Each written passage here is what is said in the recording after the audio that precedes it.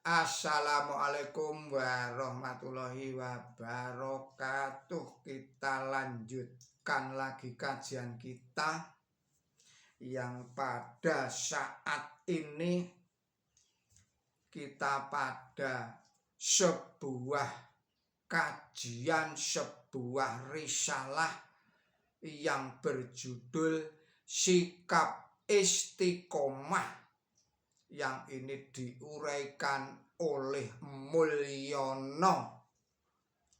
Saudara-saudara para pemirsa Keleweng Aji yang berbahagia, serta kaum mukminin wal mukminat rahimakumullah.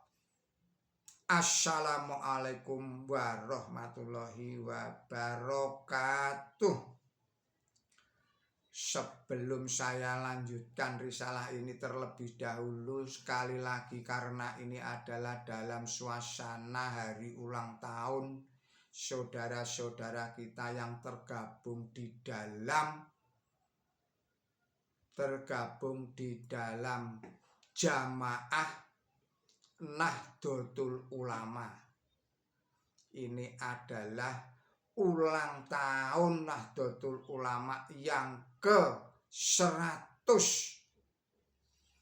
Saya ucapkan selamat hari ulang tahun. Semoga peran serta Nahdlatul Ulama di dalam memperoleh baldatun thayyibatun warobun ghafur ini segera tercapai dengan sepenuhnya di seluruh dunia. Semoga jamaah Nahdlatul Ulama ini semakin berperan untuk memperoleh kedamaian di seluruh muka bumi ini, yang merupakan lahan dakwah bagi kita semua, bagi umat Islam sedunia. Semoga Allah memberikan kemudahan-kemudahannya. Saudara-saudara, saya lanjutkan lagi risalah ini.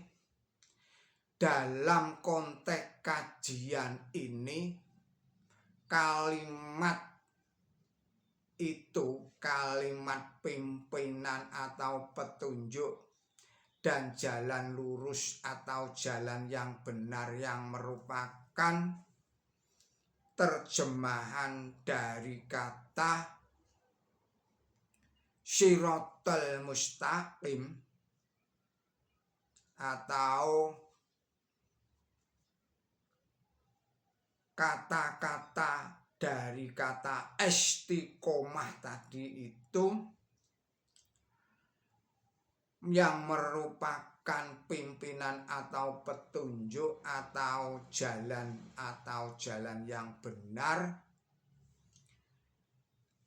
yang biasa kita sebut sebagai istiqomah.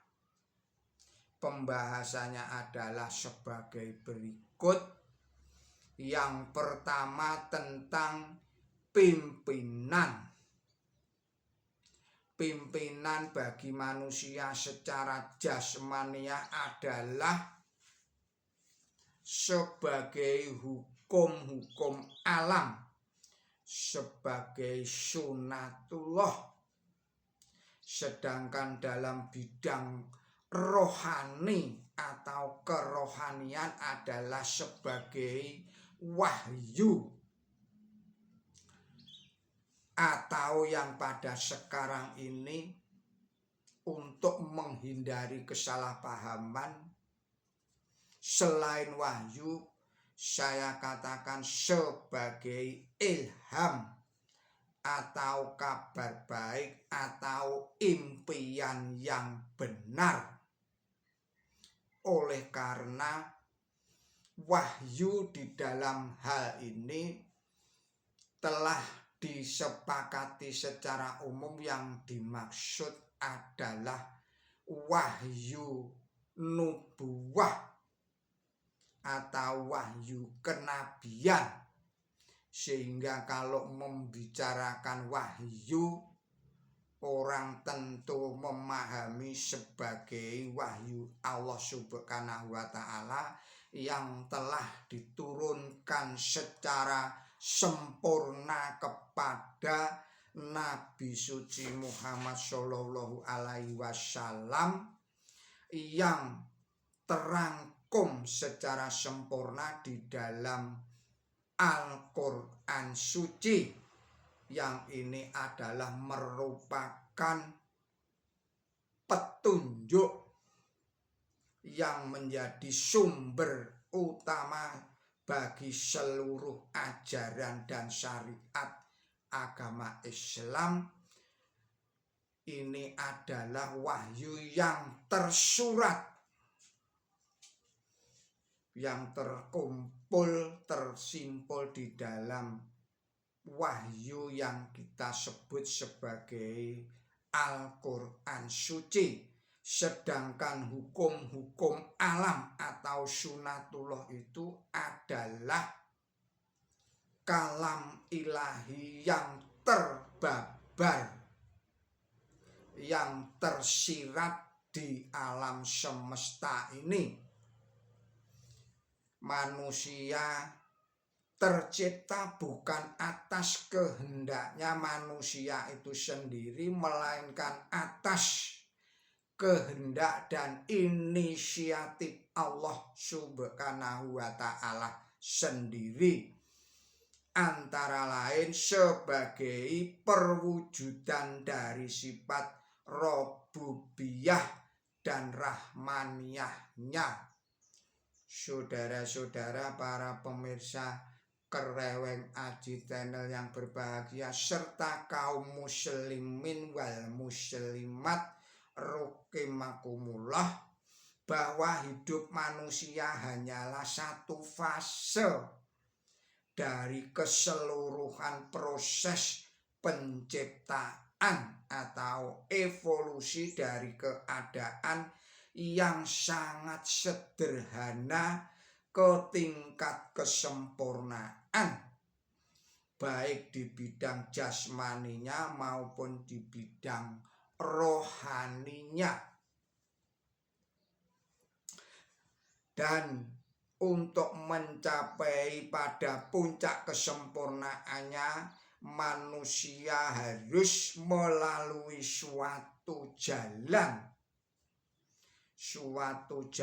tertentu, adalah juga kehendak dari Allah Subhanahu wa Ta'ala sendiri. Hal ini selaras dengan firman Allah Subhanahu wa Ta'ala di dalam Quran surat Al-A'la, bahwa Allah Subhanahu wa Ta'ala adalah yang menciptakan manusia untuk disempurnakan dengan berbagai potensi yang diberikan Allah Subhanahu wa Ta'ala, serta melalui hidayahnya semata-mata.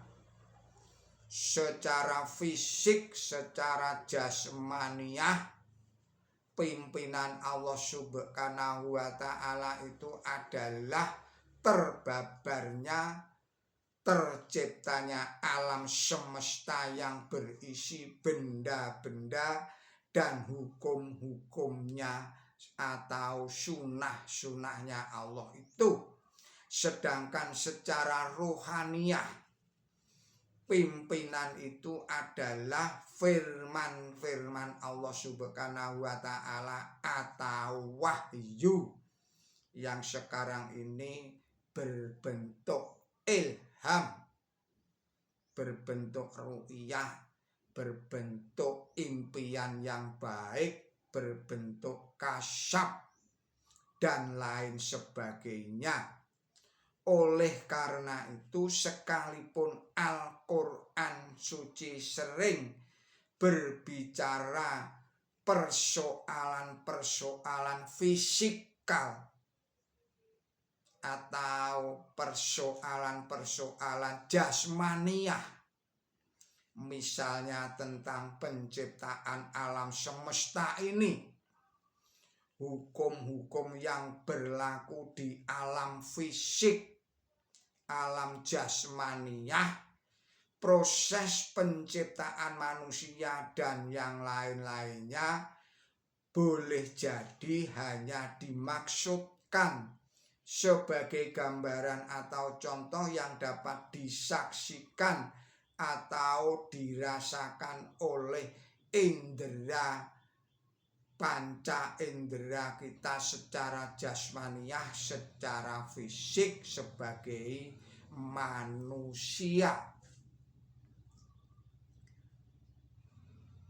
Dan oleh karena itu pula ayat-ayat Quran suci yang berbicara tentang masalah-masalah jasmaniah atau masalah-masalah fisik tidak perlu sampai kepada detailnya dengan potensi intelektualnya dan lain-lain yang diberikan oleh Allah Subhanahu wa Ta'ala kepada manusia. Manusia dipersilahkan untuk menggali sendiri potensi-potensi itu, hukum alam itu untuk kepentingan manusia itu sendiri. Jadi yang dimaksud pimpinan dalam doa ihdinas siratal mustaqim tidak lain dan tidak bukan adalah Al-Qur'anul Karim yang di dalamnya adalah petunjuk bagi manusia. Yang kedua, tentang jalan. Yang dimaksud jalan dalam kalimat doa itu bukanlah jalan seperti yang kita kenal secara fisik, melainkan berupa perbuatan, tingkah laku, atau dalam kosakata Jawa disebut sebagai laku. Seperti di muka sudah dikemukakan bahwa Qur'anul Karim adalah sumber dari segala ajaran yang utama dari semua ajaran dan syariat Islam. Oleh karena itu Al-Quran berisi dua hal itu. Ajaran dan syariat itu akan tetap menjadi deretan kata-kata atau kalimat-kalimat saja jika tidak dikerjakan atau tidak dilakukan dalam bentuk perbuatan. Maka Quran suci ini akan menjadi Al-Quran yang sesungguhnya jika sudah dilakukan atau dikerjakan dalam bentuk perbuatan, dalam bentuk tindakan, dalam bentuk laku. Inilah yang dimaksud dengan tilawatil Quran. Jadi ini adalah sebagai tilawatil Quran bagi setiap umat Islam, yaitu adalah melakukan perbuatan sesuai dengan petunjuk dari Quran suci yang tersurat di dalam Al-Quran suci maupun hal-hal yang tersirat di dalam wujud terbabarnya, terciptanya alam semesta ini. Jadi yang dimaksud dengan jalan di dalam kalimat doa adalah tilawatil Quran yang kemudian diformulakan dalam bentuk-bentuk peribadatan dan yang lain-lain, dan kemudian lebih lazim disebut sebagai syariat. Saudara-saudara para pemirsa Kereweng Aji yang berbahagia serta kaum muslimin wal muslimat rahimakumullah, kita akhirkan dahulu video ini sampai di sini. Kita sambung lagi pada video-video yang berikutnya. Mohon maaf atas segala kesalahan dan kekilapan saya di dalam menyampaikan risalah ini. Billahi taufik wal hidayah, ihdinas siratal mustaqim. Wassalamualaikum warahmatullahi wabarakatuh.